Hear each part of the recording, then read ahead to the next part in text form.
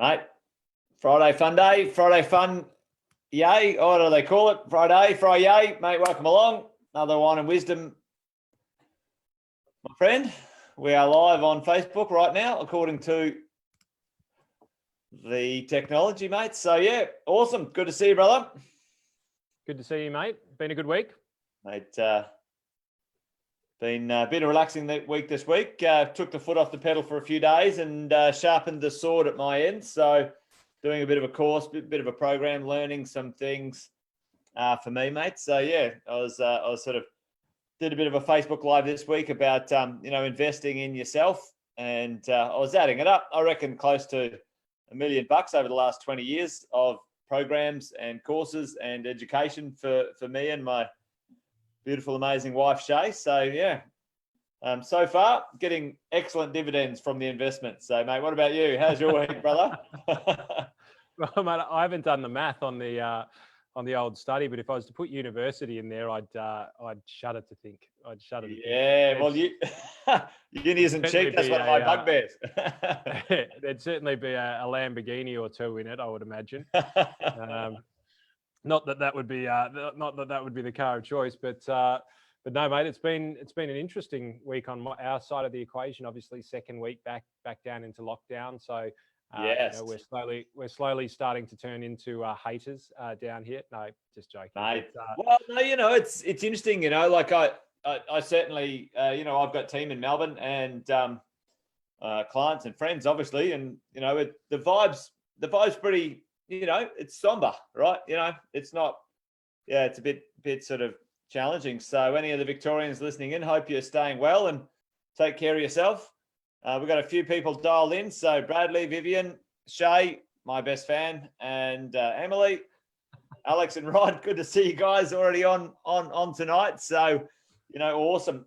For those who are dialing in for the first time, Andy and Jason Witten, Andy Fenton, we get together each Friday for a little bit of wine and do a bit of a debrief on our week. Our worlds are real estate and finance, and what we do is we just get to sort of debrief on what we've seen for the week. Started at the beginning of COVID and has continued on. We enjoy it, and hopefully you guys do too. We get to share some of the experiences that we've sort of learned as professionals in these industries for over 20 years. So welcome along for everyone dialing in tonight. We always sort of get ourselves warmed up and get a bit rolling along, and then we have a few things to share. And if you've got any questions, I'm watching the chat tonight, which is awesome. So chuck something in the chat if you've got any questions for us. We've always got a few things to kick off and sort of debrief on the week. But Andy, what do you got this week, mate? What's been going on in your neck of the woods? Mate, on an investment side, it's been interesting. We saw for the first time, and some of the things that we've chatted about previously, we saw the rattling of the big giant growth stocks over in the US. That was just this morning. They finished up about 3.5% down over the Friday, and it's really, really, really interesting the way that markets are reacting at the moment. And I don't know whether anybody's been following how much Mr. Trump's been on television, but he's stepped up his political game, and we should all be afraid of that, I reckon. But mate, he's been on literally, I reckon, every day since Monday. I think he's had something to say. And the first time he came out, it sounded very much like a campaign, but more and more he's starting to address the real issues of what's happening behind the scenes with COVID-19 over in the States. Yeah, right. Not all of it's great news. So we saw the first rattling of the major tech stocks. So I'll show you where they're down in a little bit. I've got a few of the images, but so we saw that. So as a result of that, we saw gold start to rally, and I haven't been able to find a slide of mine, but I'll drop a few tips on you in a little bit about the old silver, the silver trail, as I call it. So we've seen the beginning of one of my old theories come back to life. And we saw that second round of stimulus starting to drop, which was expected. And I've got a few things on JobKeeper 2.0, which I think is the government. So, yeah, exactly. You and I were saying this for weeks and weeks. Lots of media, media morons. I don't know. Maybe it's a bit harsh, but They like It's to not carry us. on like a bunch of pork chops, whip up a bunch of frenzy.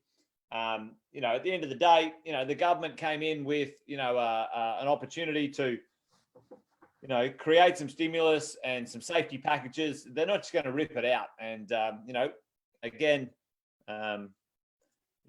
you and I sort of having a sensible conversation going, well, we couldn't see how they could just rip it out on, come September. Nah, that's it, gang. So obviously now they've extended it, or they're changing it or improving it. So it'd be great to get a bit of a debrief on that, Andy. See what that looks like. And we've got, I guess, from my perspective, it's pace and lead is my theme of the week, and from that side, America is going to lead us through the repeal of stimulus. So it'll be a really interesting forecast of what's to come here. So mate, we may have the the car in front of us during a blizzard, which can be a really, really good thing unless it runs into a deer.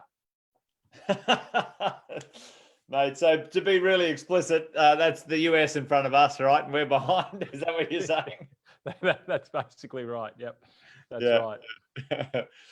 Mate, well, good. Well, in the real estate world, I think I don't know if I mentioned it last week, but the $25,000 home builder stimulus has almost been doubly oversubscribed, so almost 200% subscribed.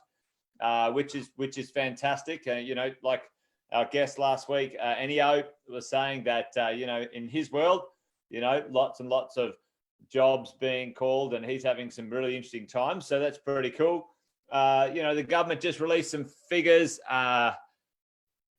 forecasting the 2021 financial year or calendar year, immigration, overseas immigration, to drop to between sort of 30 and 35,000 people. A lot of people are concerned about that. Obviously, that does have, in the past, it has boosted the real estate world a little bit. And, for me and where we're heading with the real estate marketplace, I'm not concerned with that one. Really, at the end of the day, what we do have right now is we're entering into the worst construction supply we've ever seen. Last week I mentioned secondary commercial lenders are pulling out of the development market. They're pulling out of certain commercial markets for commercial lending. I think I don't think it's called naturally, but what's going on will tighten. But as soon as the government can, they will let migration or overseas immigration happen. And what won't happen is the reaction time frame of the development marketplace or the construction world won't be able to effectively respond as quick as we could turn the tap back on and let people back into the country. So, the development cycle in Australia is a 3 to 5 year cycle. So 3 to 5 years to get back up to production pace. And if you look at any markets in the past, you see supply markets, after the GFC is a good recent local example where the GFC comes sort of, 10, 11, 12, had a real sort of downturn when it came to production. And by late 2016, early 2017, we'd gone from low lows to high highs. So, that time frame, 3 to 5 years, producing lots of, and the medium density stuff is the stuff that gets produced quicker, townhouses and apartments, obviously, because you can build more in one little spot rather than houses and expand out. So, that's a pretty interesting one when you have a bit of a look at it. So, a little bit of tightening down in Victoria. Melbourne certainly has had some squeezes on its rental yields. And so interesting times in that sort of space, certainly for a bunch of investors. A bit harder for property managers to get around, a bit harder for tenants to get around.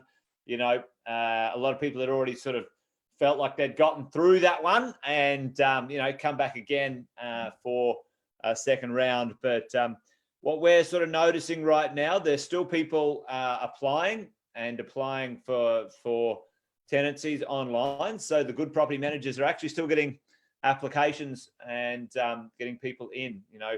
our guys in Melbourne. We've got a property management business in Melbourne. They were able to lease, a number of properties, basically, sight unseen or through video or virtual walkthroughs. So it was quite good. But it wasn't sort of end of the world, but it is certainly much more difficult for the property managers and the property management world in Victoria at the moment. But what we're seeing in Queensland, the team up there are putting the rents up. The rents are going up in the middle of COVID. So, really interesting times.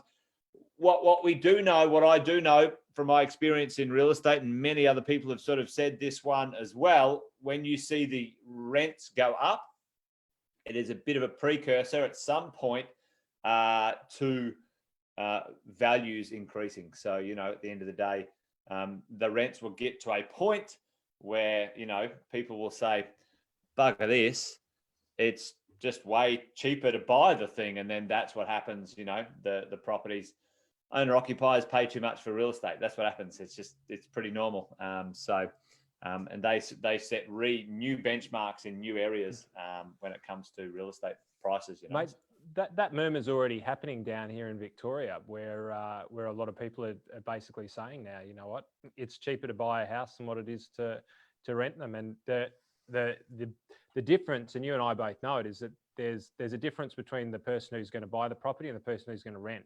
One's a safe game, and one is it's a safe game and the lack of ability. So it's one or two reasons, right? They're either playing it safe or they don't have the ability. Yeah.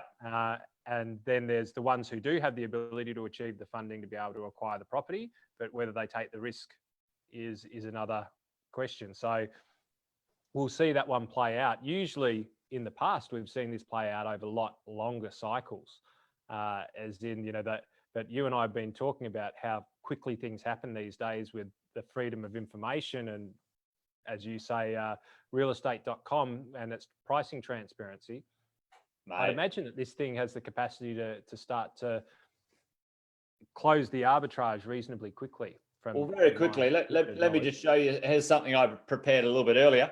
At the end of the day, this sort of thing, if you have a look here, these are the recovery periods in the past for the real estate game, and the recovery, in 2009, the recovery or a recovery of, a reasonable amount from a disaster, according to the, the old media, to,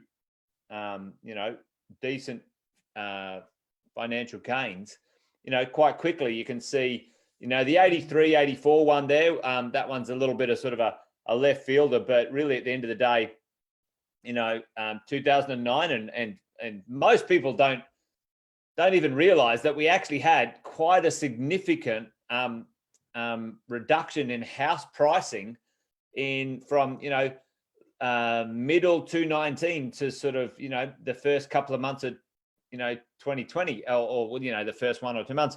But then we had a strong rally as the interest rates went down. Over 10 months there was a positive gain. But I completely agree that the speed of these recoveries, and you're talking about it as well with the speed of money and the transactional, timeframes. I think recoveries, problems and recoveries, certainly are facilitated quicker in this game. My game, they're in the real estate world, there'll be one physical issue, and that is the ability for the banks to process loans. When that is gone, when that is blockchain and you don't need a human to go, oh yeah, I'll give Andy a loan, I think the real estate market will move, fairly similarly to the share market. But let's see, that's probably 10, 15, 20 years away. But I think that's out over the horizon. I think that's coming at some point, to be honest. I think it's something that we've all got to plan for, one of these days. But, that recovery time is an interesting one, because right now, what's being loaded up, what's being backed up right now in both of our markets, I'm sure you could probably attest to this. There are plenty of people in cash positions right now and going, I'm just getting ready, and when I see the right signal, I'm going for it, right? Both of our worlds will see, good buying opportunities, whatever they are, for that person with, the loaded opportunity, full of cash or full of lending position and ready to go. Because the people in my world, those who can borrow right now, they've got good choice, and they're buying some interesting things. What's interesting right now for me is, I wouldn't say there's price drops across the board. That's not happening. I'm not seeing any of that at all in the real estate game. Like, people aren't dropping their pants and going, here, have it for 100 grand less and running away. Not like in the GFC. That happened in the GFC. I think there's enough relief for vendors of owning real estate because the banks are sort of taking that brunt right now. That might change in the future. But what is happening, I call this concept the proximity of profit. You're actually able to purchase closer to profit centers, profit infrastructure right now than you were able to when the market was a bit more buoyant. So you're able to move your purchase closer to the city, closer to the train station, closer to the infrastructure that you want, the beach, the whatever, because the market's a little less bullish and there's a little less competition. So, it's interesting. It's interesting in that sort of space right now. Yeah, I think the property is not my thing, but logically sort of thinking through it is that at the moment, in the GFC was a take no prisoners affair, right? It crunched, it went hard, and the only people who got supported were the banks. Right? Yeah. And they got bailed out by the government. But really, for small to medium businesses and everybody else, nobody saw a lick of cash. There was no subsidy in the market. There was no save the taxi drivers from Uber. There was none of this sort of stuff. So, no, there wasn't. That was my little jab at the taxi drivers, but love you guys. But this time, there's a difference. And again, this is where history doesn't repeat itself, but it's a very strong mimic, right? And we've seen the stimulus dropped into our hands, all right, on a reasonably large, I'm getting sick of listening to the word unprecedented. But my point being to this is that when there's take no prisoners type of effect, everyone gets smashed and gets hit hard and instantaneously almost. Yeah, which means that the whole landscape is in the same position.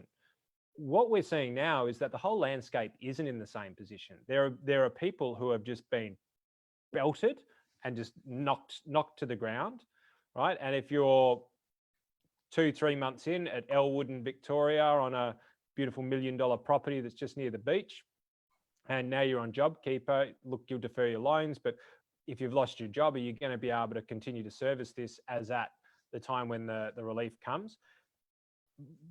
Probably not. So you'd have to think that there's going to be not what we saw in the GFC, where suburbs had big price corrections, but you'll probably see it, thinking rationally through it, you're probably just going to see little opportunities pop up where other people have just obviously not been able to maintain their positions. But I don't see it as a blanket cut. Does that make sense? Like 100%. It makes sense, because it'll be sort of dotted everywhere, really, at the end of the day. It won't be sort of concentrated.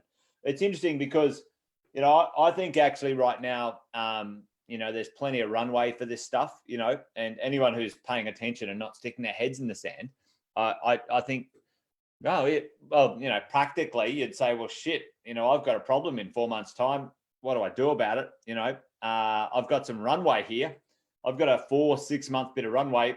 I can solve this problem. And, I think it's been quite clever. It's been quite smart. The government, whether it was the full strategy or not, they thought it through, or they go, well, we'll just do this bit, and the knock-on effects actually been gone their way. It's kind of 50-50 with a flick of a coin, this sort of stuff. Well, but it's not 50-50, mate. They looked over their shoulder. They said, "What's the rest of the world doing?" Case. They use the case principle: copy and steal everything. Well, interesting. This is interesting. I was doing was doing a little bit of research for someone on Facebook. They're having a little bit of an uneducated complaint about property investors getting, tax deductions and all this sort of rubbish. Negative gearing destroys the planet, and negative gearing caused COVID, all this sort of stuff. But which is a bunch of rubbish and bullshit. But it's really interesting. So tell me this one, Andy. How many landlords are there in Australia registered with the ATO? This was some stats I found out. Do you know the number? Oh, I'll put you at it. I'll throw it out there. As in landlords with tenants. So landlords. Okay. So I'll put it. I'll go investors. 3.4 mil. 1.3 million. All right. Not as many as people think. So, everyone's sort of like, all these investors are buying all these properties. Rubbish. Move on. So the average loss or negative gearing that was claimed, $9,156. And so collectively, that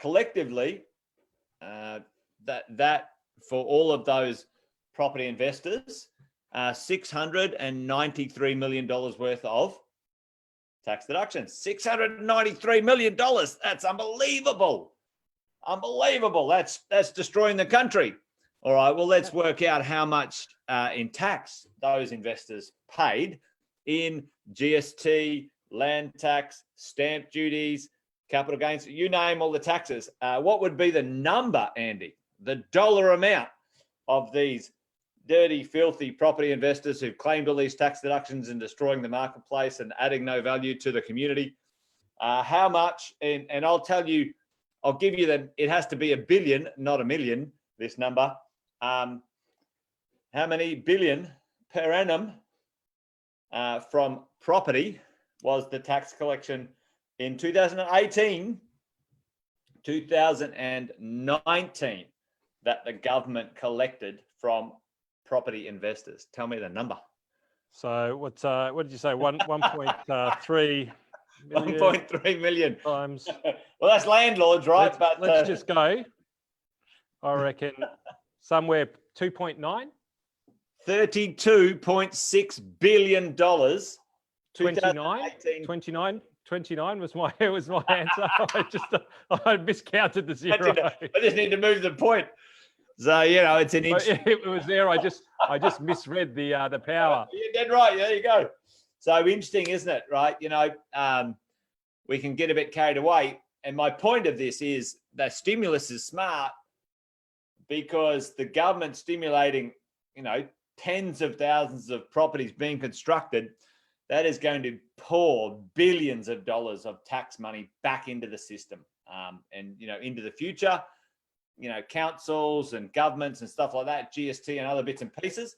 It's interesting. It's interesting what they give away. I guarantee that they would have done the math. We'll give everyone 25 grand, but you know what? I reckon we'll get 50 to 70 grand back for the 25. So we're net up, so it's interesting. It's I'm not an actuary, but you're way better at this stuff than me, mate. But 2.9 billion to 29 billion, mate. I think I better hang up the actuary booth. But you planning on a little bit of run for local council over there, are you, mate? That's mate. I tell you, so you're starting me down this track. As a business owner, you're a business owner. Like we get a shit deal when it comes to lending. Like we employ people. We take risk.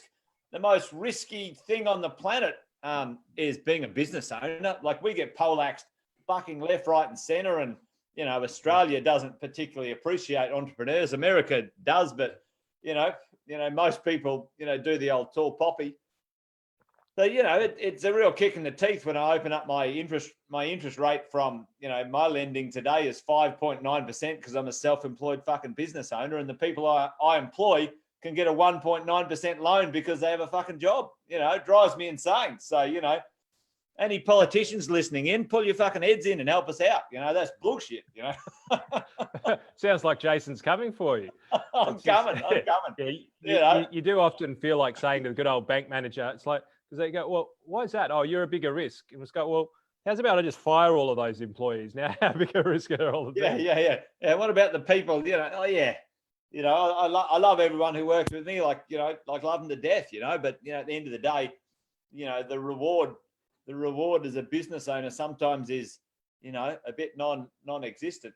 Which is a real bit of kicking the teeth. But anyway, I'm getting a bit bloody down in the dumps on this thing. I'm just getting a bit fired up. Don't worry, gang. Mate, no, I'm with you. If I didn't love what I do, and I reckon there'll probably be a point in time in the future that there might be a bit of the Andy and Jason run for small business party. Mate, I tell you what, that's not a bad idea, man, because most politicians have no idea about how to represent small business, and even depending on, don't care who you vote for, small business is the backbone of this country, and yep. They walk into bullets for their people. There's just not enough care for them as far as I'm concerned. But and now we're the biggest distributor of welfare. There you go. Thankfully, there's a system for the government to use now to distribute the welfare. Exactly. I'm just waiting to throw that invoice into the ATO for managing their welfare. To be honest, maybe in the last 4 months is probably, I can't complain. They have given us a break for the first time in my 22-year entrepreneurial career. Mate, they haven't missed a fucking beat to kick me, whether I'm up, down, or sideways.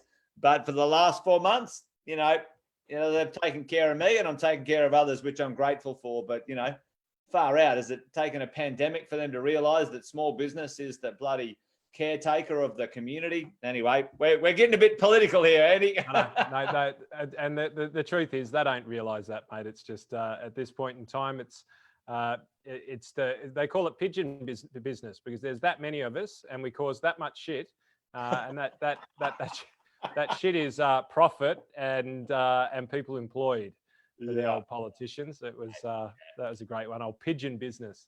Pigeon business, mate. Yeah. If you want people to get back to work, support the bloody businesses. That's for sure. Anyway, mate. Well, we might kick it off. We've got 30 supporters online tonight, so that's a good way to get our party started. That's it. That'll make a dent in the House of Reps. No, mate. All good. Well, listen. Interesting times going on, mate. Tell us a little bit about the market, mate. What's happening in your neck of the woods? Reporting season, the US, all sorts of stuff. What's going on? Well, mate, I'll just take you through the headline slides of what I saw this morning while I was cycling away. I didn't put it into any specific format. I'll go down the bottom here and I'll point up to the top over there. And that's bloody hard to do. Call me the weatherman. Mate, you did that really well, mate. Good work. Thank you very much. Thank you. It's taken a long time to do it. Nowadays, when I try and point to something which is actually over there, I end up going like that. You're like, shit. Where is it? Where am I? I'm over there.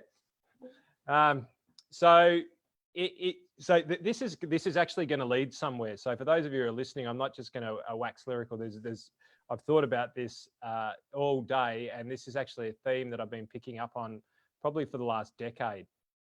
But so this is the first time that the big stocks rattled. So what I'm going to talk about here is I'm going to talk about small to medium business and how to manage through the stimulus. I'm going to talk about markets and how they react to political decisions and stimulus. And then I'm going to also talk about opportunities and precious metals. So Jeremy and Lindsay, if you're listening, you guys will be happy as a pig in proverbial with what I'm about to go through. And I'm going to drop a bomb on it that I think I've spoken to both of you about at a point in time, but you may not remember it. So let's just have a look at what we saw on Wall Street just this morning. And I'm not saying this is a long-term trend, but this is the first sign of instability of the big boys on town. So we actually had the S&P down by about 1.2%. That's the biggest fall in the last month or so. Had the Nasdaq down 2.67%. The Nasdaq is just exploded. First little bit of negative signs out of them, and the FANGs, which is Facebook, Amazon, Netflix, and Google. which is interesting because Google's listed name is Alphabet. So it should be Fanger, which I think is more appropriate for us Australians. Right. So that's the big tech stock industry. First time we saw a little bit of a bit of market turbulence. So you'd ask yourself, why? What changed between yesterday when they were flying and today? There's been some earnings results. And on the earnings results, and when I mean earnings, it's when companies actually talk about the profits. And so Microsoft was a little bit shy of it, but have a look at this. Look at this as a bit of carnage. Microsoft hadn't done as well out of the cloud computing as what they were expected to do. They released, so they were down 4.35. But Apple hadn't released any statistics on their earnings as yet, down by exactly the same margin. So there's been a pretty considerable sell-off of these major FANG stocks that are sitting here. Well, Microsoft isn't a FANG. So big sell-off in the top end of town. And did I have one more on this? And then when we had a look at the chip space, I just thought this was an interesting one because Intel actually came out with its forecast and they were pretty reasonable forecasts, a little bit down on expectation, but Intel got absolutely smashed. Yeah, right. So why am I saying all of this and where am I going with all of this? Because, well, you don't bag these stocks because these guys have just had an absolute massive run, right? They've just you remember the graphs that we showed last week? They go like that, right? And it's all like that. So why wouldn't they keep going? Oh, by the way, Tesla, Jesus, far out. Tesla keeps defying the odds. Tesla's shot its stock price into orbit, and Tesla is now, or is capable of being part of the S&P 500. So one stock that might buck the trend, and I reckon it will, because I reckon Elon Musk actually controls the world with his mind. It's got that Apple feel, right? It's kind of like you're not, like you believe Elon's got something special. Like it just, I saw it randomly somewhere, but is now Tesla the largest automotive producer in the world or something like that? Like, not producer, it's the largest market capitalization of any automotive production company in the world. There you go. Now, how many cars do you reckon Daimler put out every year? Well, this is interesting. Daimler being Mercedes-Benz. Yeah, I don't know. Tell me the numbers. I got no idea, but it's well above. I thought you were going to drop a bomb there, Andy. I wish I'd thought of it beforehand, but logically thinking through it, listen. We need a researcher like what's his name? He does that podcast, and he's got a bloke sitting there always doing this stuff. The Joe Rogan. We need a researcher. We need a pull that one up. Let me just touch my research button. 7 million was the production number, but think of Daimler, massive Mercedes-Benz, massive company all around the world. Yeah. Its annual production is well over 500,000 by an absolute country mile, well over 500,000. We'd be talking millions, right, per year. At the moment, Tesla is forecast to have, from its original forecast, 500,000 units, and that's a massive stretch target.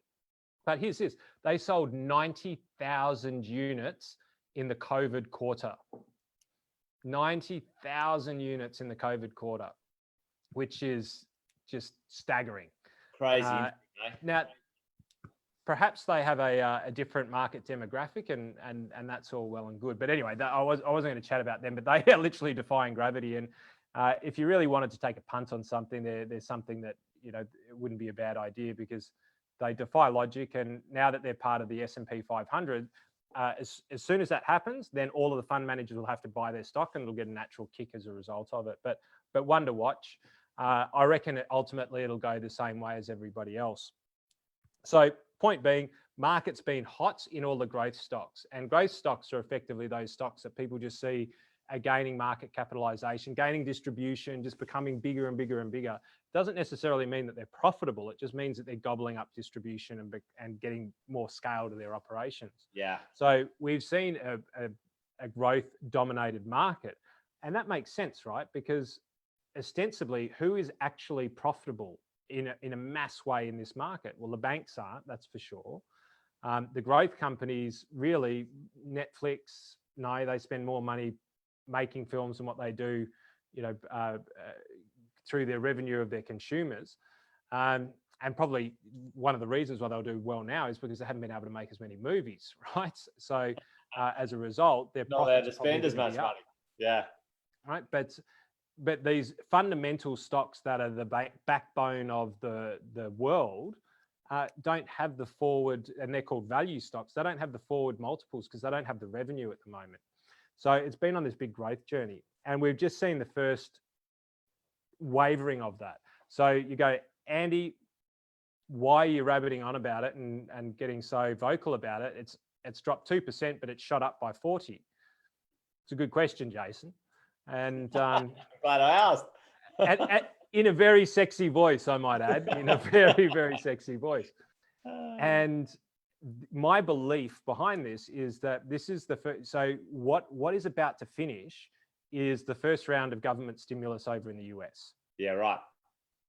Now, all of a sudden, everybody's focused on job numbers. Job numbers are down, suppressed.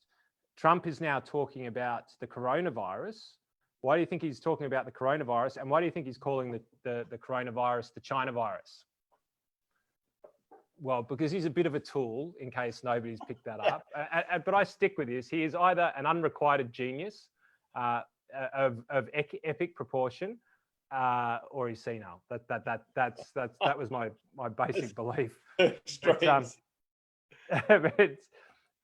So he's now coming out with the China virus, very intentionally named, and he's talking about it a lot more. Why? Because Trump has been talking about how markets have been buoyant and how he's made markets buoyant, but now they're repealing the stimulus or not repealing it. Now parts of the stimulus are starting to come offline, right? Or are, weeks away from coming offline. So we've seen our first bit of growth turbulence. Now, my belief is that when we see more of that growth turbulence, we're going to see more of that potential sell-off in those big growth stories. And the more that Trump starts talking about the China virus, probably the more he is then focused on the enemy of my enemy is my friend. So he'll be focusing it over on China. And meanwhile, he'll allow the stimulus to slowly start to dissipate, possibly, or they'll re-stimulate. But either which way, yeah, my fundamental belief is that the market will start to correct itself a little bit as the stimulus starts to turn offline. So why is that important? Well, the correlation of the market drop to that commentary about the stimulus not continuing or being clawed back, almost instantaneous. The S&P out here, the All Ords, now 6,100. They were 6,250, right? Over the last few days, they've dropped as a result of JobKeeper, which I'm going to talk about in a moment as to what that looks like. So if you remember the graphs, when they repeal the stimulus, the markets sort of start to follow, especially the big growth stocks. So what's happened in Australia? So this is from our beautiful friends that I spend all of my time worshipping and loving, which is the Chartered Accountants. All right. So JobKeeper 2.0. Do you know what, guys? When it comes to commentary and using catchy slogans, just don't do it when you're a politician. All right, because it just doesn't sound right. It's Terminator 2.0. It is Finance 2.0. These are cool things. You don't call it JobKeeper 2.0. That's just my take on things. So JobKeeper, just to run through the facts. Now this is from the CPA, but we'll stick it in both of our feeds so that you can have a look at it, because it's a very quick summary. Don't really need to go through JobKeeper 1.0 as good old ScoMo named it. It's like, no, it's just JobKeeper, dude. It's not JobKeeper 1.0 and JobKeeper 2.0. It's get with Twitter, get with TikTok, get with the dialogue. So JobKeeper 2.0. There's basically no changes to the percentages here. So the percentage tests are exactly the same, right? 30%, 50%, or 15%. So for most of us watching this, we're in the small to medium business, so it's 30%. Right, as a measurable decline. So to be eligible from end of September, so this current round of JobKeeper finishes in September, right? But JobKeeper 2.0 is going to commence in September, right? But you have to qualify in the September quarter as a business. That's the first thing. You have to qualify by one of these measures in the September quarter by your actual figures, not your forecast figures. So here's the thing. You have to apply before you know whether you'll be able to get it in order to receive it. That's the ballpark. That's the basic drum here. So they're not accepting forecasts. They're only accepting actuals, but you have to forecast in order to figure out whether you actually should go into it. Not my logic, it's the government's, but they're handing stuff out. So let's just sort of stick to it. So a measurable decline in actual GST turnover in both June and September quarters. All right. So if you qualified in the June quarter, you have to have qualified in the June quarter and the September quarter, right? So now there's dual responsibilities. You have to be qualifying twice. And then when we have a look at, if we want to continue it from the 4th of January, because this is now out to the 28th of March, which is almost when this whole thing started, right? You've got to have the measurable decline using actual GST turnover. So that's revenue that's the money into your business, total money into your business. In each of the June quarter, the September quarter, and the December quarter, right? So you need to qualify according to this in each, right? So which begs the question that haven't been answered yet. What happens if you qualify in June, but you don't in September, but you do in December, right? So these are questions that we will answer and we'll come back and talk about over time. But these are things that you need to be looking for. So of course, no businesses are going to manufacture their revenue in order to be able to achieve it. That would never happen. But if they were thinking about doing it, they'd be thinking about doing it now. But I'm sure that if you do try and manufacture it, that they're going to have their watchdogs out and they're just looking for somebody to make an example of. So what's the reality of the JobKeeper? And so I'm going to link this back to markets. All right, so here's the first big one, all right, is the 20 hours worked. All right, so if you worked over 20 hours per week prior to all of this COVID stuff coming in, right, this is the key. If you worked over 20 hours, then you will be eligible per fortnight for 1,200, not 1,500, for 1,200, right? That's from September. And then it'll drop to 1,000 from January to the end of March. So what we're seeing is a staged repealing of stimulus. Yeah. Right. Yeah. Again, doesn't repeat, but it mimics. But there are signs and there are breadcrumbs that we need to follow in order to figure out what's going on here. Now, here's the key, right? Because what ended up happening was there were a lot of people who are casually employed who weren't even earning 1,500, but all of a sudden they went JobKeeper, sensational. I've just doubled my wage. Yeah. I know. Happy days. Yeah. They were the ones who were having parties in Airbnbs all around Melbourne. That's right. And probably they were the security guards who were, actually, let's not go there. Let's not go. It's a bit early for me to talk about their shenanigans, isn't it? So 700 is going to be the maximum benefit that they'll be able to get. 750, yeah. 750, sorry. And then 650. And this is the big one. So in March, it stops. Yeah. So-called, right? So they're giving, which is very smart. They're going, you know what, let's stop the short game. Let's launch long-term. Let's go. This is where it's coming. Everybody work to this drum. I think that's smart. It's great. You've got a runway, you've got a time frame, you've got a stage, a step, get your shit together. We're going to give you 9 months. Get on with it, Yep. 7 months or whatever it is. Yeah. That's great. Yeah.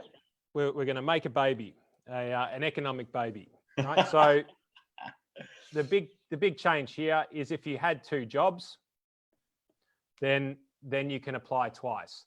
That I didn't see coming, because that is a logistical nightmare, is a paper nightmare. So I haven't seen any info on it yet, but it'll be interesting to see how that comes out. Yeah, right. Yeah, crikey. So let's have a look at this from a business perspective. We need to understand And you remember when I was talking about the seasons of stimulus? Yeah. We were talking about.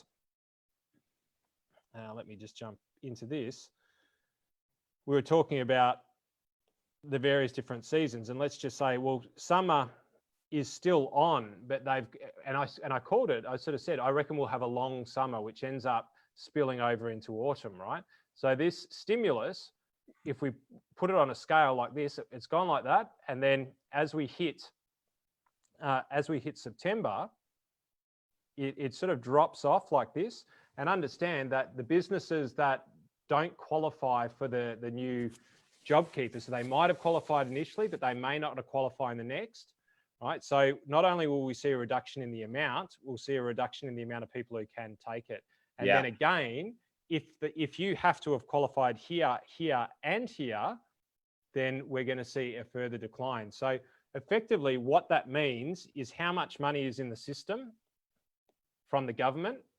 Well, we know, based on what they've forecast out now, we know that that's going to decline. So we then know that based on what we're seeing over in the US, if that continues to run true, well, we know that some of these growth games that are being played, they're likely to start to ease off, and they're likely to start to feel a little bit more pain. What's going to start to then become more attractive? So if the growth game's off, what do you look for? The yield game is on. Yep, the yield game is on. And yield equals value. Yeah. Yeah, and so you can value game, right. So there's, or you can potentially go, wow, there's the gap. Yield equals value. Yeah. So when we look at it from an investor perspective, we start to go, well, we had a big kick in our growth stocks domestically and internationally. Well, if they're going to repeal the stimulus, now we need to start to look at cash flow, businesses that have good cash flow, because all of a sudden that cash flow is going to become safety. Yeah.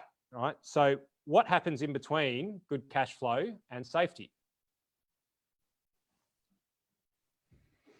Nothing. I don't know. What do people sell off? Do they cash up? Do they go liquid? They shit the bed and they shit themselves, Jace. So they sell their stuff and they put it in cash. Yeah. So we've got this. I haven't given myself enough room on this, and this is just my own analysis, my own theories. But let's just watch and see whether this time it works true. It did last time. Like, let's just say that that's gold price. Yeah. What we end up seeing is this kind of correlation, and this is sort of silver. But what we've seen in markets is that towards the peak of gold in the history, and this is just chart analysis, and this is my chart analysis, so this could be complete bullshit. But what we see is silver gets very, very close. It doesn't reach parity with gold, right? But it becomes very, very, it closes that gap very substantially. So why do people flood into gold? Because the growth stocks have started to waver. People shit themselves. They go, gold, the world's going to end. So they jump into gold, so storage of wealth. Then what happens when gold starts to become overpriced? People go, we've missed the boat. So what do they start to look at? Or as gold is really hung along, they go, geez, gold's going gangbusters. What else is there, Jace? What else is there? What else can we get our mitts on? Yeah. And you've got palladium, you've got all of these other things in silver. So let's see if this runs true. Because typically in the past, what ends up happening just before gold hits a peak is silver bridges the gap substantially. And what we've just started to see is silver really start to run hot. And that is, in the past, from a trend analysis, when silver runs really hot, that is a signal that gold is about to turn a corner. Because when they catch up with each other, silver can't be more expensive than gold, right? It can't. So gold turn a corner as in go down. Well, yeah, or flatten off, Yeah. or go down. In history on chart analysis, it's gone down. Yeah. Right, because it bridges a gap in investor mentality between growth and value. Gotcha. And this works perfectly into a business analysis. If we go, okay, we've got the 4 seasons and we've got summer, autumn, winter, spring. Well, here we got stimulus, which is dollars into our business through JobKeeper, through tax cuts, so on and so forth. In autumn, we're still maybe getting it, but maybe a little bit less, right? And we're still getting our tax cuts, but get ready because tax is going to come back online in winter and stimulus ain't going to be there. Mm. So as a business, what do we need to be? We need to plan for here and understand that while it's game on over here, we need to be very, very careful about what we're doing with our additional resources. If you've got the capacity to scale, but don't scale for scale's sake, right? Because if they turn off the tap here, right, and you don't have the ability to bridge this 3 months, or it might be 6 months until spring comes, then you might really scale yourself into disaster. So the next couple of months the next couple of seasons are a really pragmatic game that we need to be aware of. Yeah. And you can kind of see it, stimulus coming off, politicians deflecting to, China. As soon as ScoMo starts talking about China, fucking put on the brakes and put money into gold. Right? And then get ready for this period of time. As an investor, that's where you can deploy. You can nick a deal or two. Yeah. Yeah. And look, it's impossible to time this stuff exactly because this happens differently every single time. But if we map it out logically and we look capital injections in, political conversations, where markets are at, money in people's pockets, these things are going to work out very true. And as a business owner, if you make astute decisions with what you do here and you don't just scale for scale's sake, only to be hit, because what happens when you scale, Jace? You put on 20 more team members and you're not paying tax on their wage. What happens in winter? Well, and also too, you have a forward cost commitment. That's what happens when you scale in people, places, whatever you're doing, like commitments, you have a forward. It's not today, it's the cost of the next 12, 18 months, 2 years. You've got to commit, and that's one of the things that we've been, quite strategic about reversing out of right now, which is long-term leases for our businesses, assets and liabilities, our balance sheet, right? A liability on your balance sheet is a 5-year lease. If you're into it for $1 million, that doesn't look great. But if you don't have a 5-year lease and it's a month to month, you're looking pretty good. So, that's the same of any commitment, whether a person, people commitment, talent commitment, or a physical commitment. So yeah, dead right. Absolutely. Mate, that's a good point, because I had a conversation a couple of times this week and I promised myself and to them I'd ask you about it. And I'm not sure if you know, but when does that arrangement that the government made in regards to landlords having to come to the table, minimum 50% reduction, and then how long does that play out till? When does that finish up? Because I haven't put that into my seasons. Yeah, listen, it was assumed it was a 6-month window also. So along with the September. Yeah, along with the bank, so September. What still has not been updated or changed is the code of conduct, which is, most vendors or landlords who've got some good legal representation are saying, here's the code of conduct, show us your drop-in turnover, and we will give you the reduction in your rent compared to the reduction in your turnover. So very much like what the government is saying for JobKeeper. Like before, it was all pretty grey. Like, you could work the numbers and get through, but now it's like, you got to qualify this quarter, that quarter, and that quarter, and it's boom, boom, boom. So it will get tighter. I would expect. And here's the sneaky thing that I'm wondering, Jace, because there's been speculation and look, it's dropped recently, so we don't know the finer details. But if they really want to tighten the screws, they might say that you need to qualify quarter to quarter. And what I mean by that, quarter comparison, not 1 month in the quarter, but quarter to quarter comparison. So it'll be really interesting to see how that comes out. And I reckon if that comes out, there'll be a bit of a hit. And so, but here's the beauty about it is there's always opportunities within opportunities, and it's understanding how these opportunities relate with each other. Mate, because right. I think with the speed of which things happen now, is that this is really suppressed. Like, and I'll see if I can gather some of the statistical analysis that I used to have, and I'm almost positive that when it comes to the equity drop and the property drop in the GFC to the gold and silver rise, I think we're going to see that they're protracted. They're longer, and I reckon this time they're going to be substantially shorter.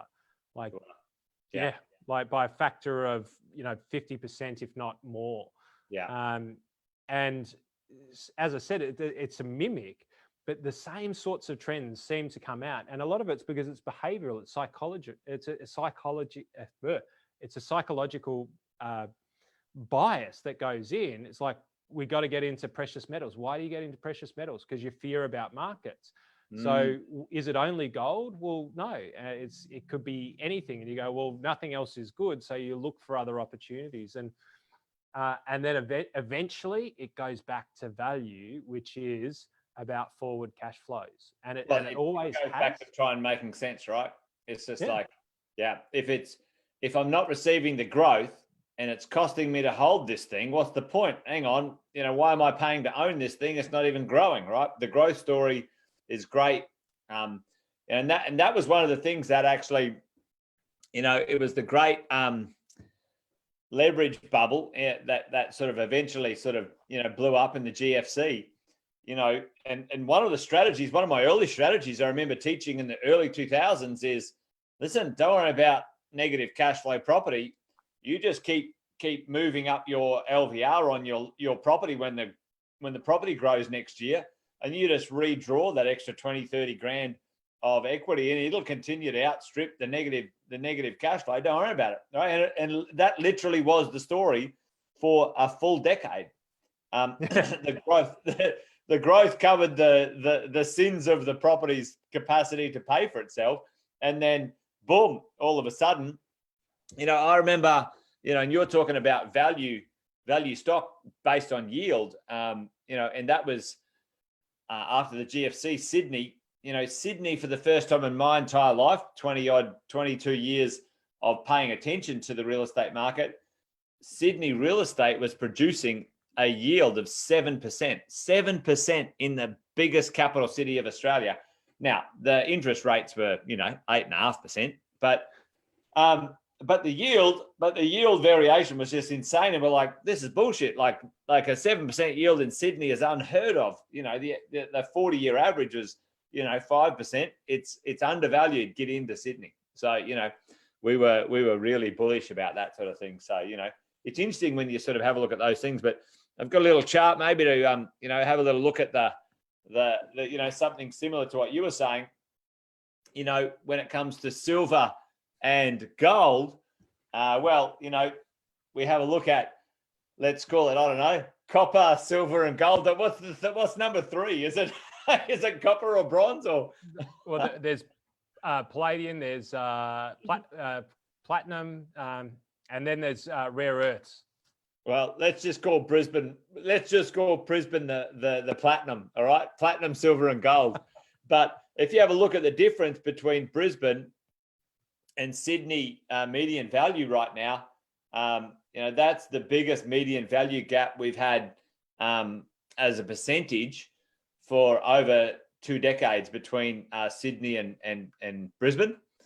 And what we do see is in the real estate game, the southern investors look for value because Sydney's gross or net rental yield is kind of middle 2%, where the net rental yield for a good Brisbane property is early 4s, middle 4%. So it's 50% more income value to purchase a property in Brisbane than it is to purchase a property in Sydney.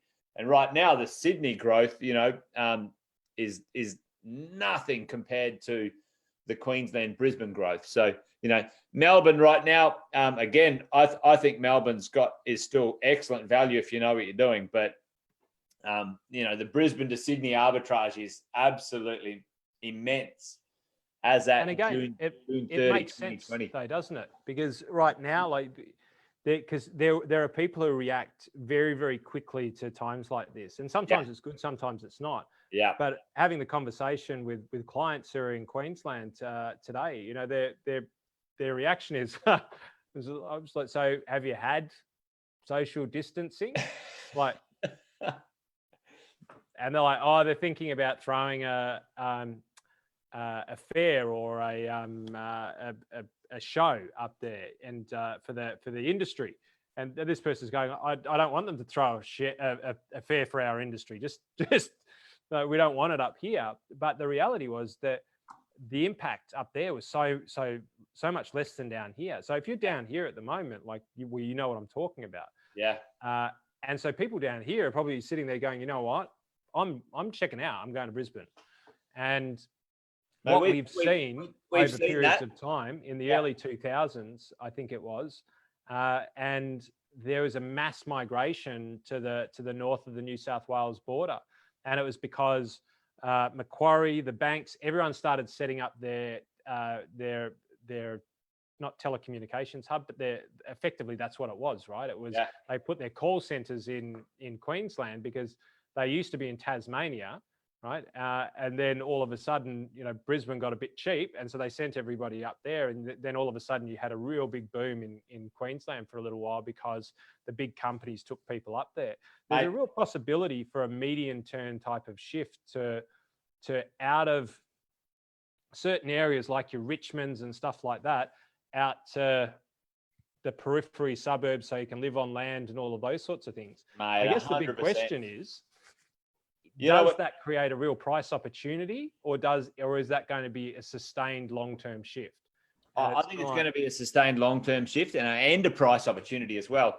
What's the number one thing that's going to facilitate that, Andy? There's one thing that's going to facilitate the Queensland side, or the not the Queensland side, but the rural shift, like that value shift to that type of living. One thing, and Australia's fucked it up. Excuse the French. Oh, it's internet, right? Yeah, it's being able to stay connected. Boom. And right now we are seeing like a $100, 20% differentials between buildings that have high-speed internet and shit old internet, like, because the infrastructure, the physical infrastructure in those buildings is fucked. Like, for rentals. We're starting the conversations of getting fiber to the property. Yeah. Because it's slightly subsidized. They got the inside scoop from a client of mine and said that they're going to subsidize certain amounts of it. Yeah. Because not just, well, A, we need it.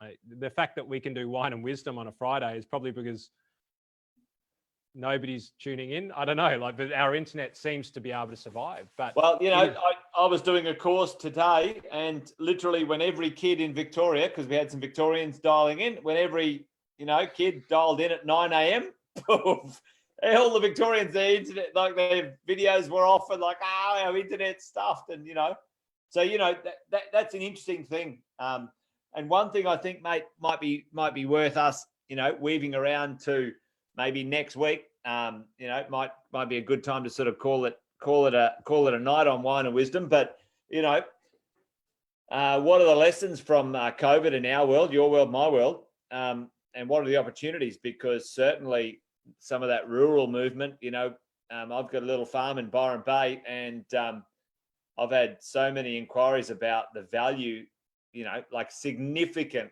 increases in value of the opportunity on that real estate in comparison to 6 months ago, where people are going, well, I need a bolt hole, I need a safe haven out of Melbourne or Sydney, and, Byron is it, or, whatever's it. Maybe the Morning Peninsula is it too, to be honest, like for you guys. So you never know. Yeah. Personally, I saw it many, many moons ago, and that's the reason why I'm here. Yeah. It'll be an interesting one to watch, because that play will be very interesting over the next. God, I sounded like Donald Trump then, didn't I? It'll be very interesting. It'll be very interesting. So I just found this. Fuck, there it is. There it is, the one. Now it's not a very trusted source, right? It's just the first image that I that I Googled. The line up here. So we've got gold in blue, right? And silver in Silver ended up more than gold. That's bullshit. But you see what I mean? See how it lagged? Yeah. It lagged, and and then it just shot. Yeah. Right? And it's done it twice. It did it less so initially, right? So in the mid to late 90s, it did it later. Yeah. Right. And didn't quite, but that gold spike was unprecedented. It was like ridiculous. But you can see how it rapidly, it almost just goes straight up. It almost goes straight up. So, one of the things I was thinking about doing was just putting a little bit of a play on silver when I woke up this morning. If you believe this sort of story, I'm not telling you to invest in silver by any stretch of the imagination. That's not what I'm telling you to do. But look out for this, because if this does happen, and even if you're not an investor, if you're just an innocent bystander, so to speak, it shows you something about the psychology of markets. It really does. Because fundamentally, is there a reason why they are priced the same or at parity? But then have a look at where they end up, right? So have a look at the very last point of that chart. They both end up at 45, right? Within a couple of days of each other. But a week and a year that goes past, one's sitting at 35, 36, and the other's at 15. There you go. Short silver, mate. Short silver. That's my call. Andy, no, I think I've cracked the code. I might buy it until it reaches somewhere near gold, and then I'll have a crack at selling it off. But that's when the market won't repeat itself. It'll just mimic itself. It'll go, fuck you, Andy. I got you again. Mate. Well, mate, listen, awesome to catch up with you tonight, brother. Thank you for another good wine and wisdom. Had a few good comments here. People giving us the thumbs up. Jace O'Neill reckons we should come down to Canberra because they've got fast internet. That might be true. Jace, I like Canberra. I'm a big fan. I've got my property there in Campbell, and it's doing extremely well just across the road from the ASIO building. I'm killing it. Good rents and good values, so I'm pretty happy, mate. We might touch base next time we're in town. But thanks to everyone for dialing in tonight. Appreciate everybody supporting us, and let us know. Shout out, give us a comment, bit of a chat, whatever, things you might want us to touch base on. We're always sort of, we could talk for another 2 hours, really. At the end of the day, we've got plenty to bloody talk about, but we're only just getting warmed up. We want to make sure it's useful and valuable to what you're up to, and add some value. So great to have everyone on tonight. Have a great weekend, gang. Andy, you too, brother. Have a good one. Always awesome to chat, mate. Always a pleasure. Great way to finish the week. And all right, thanks everyone. Take care. Have a good one.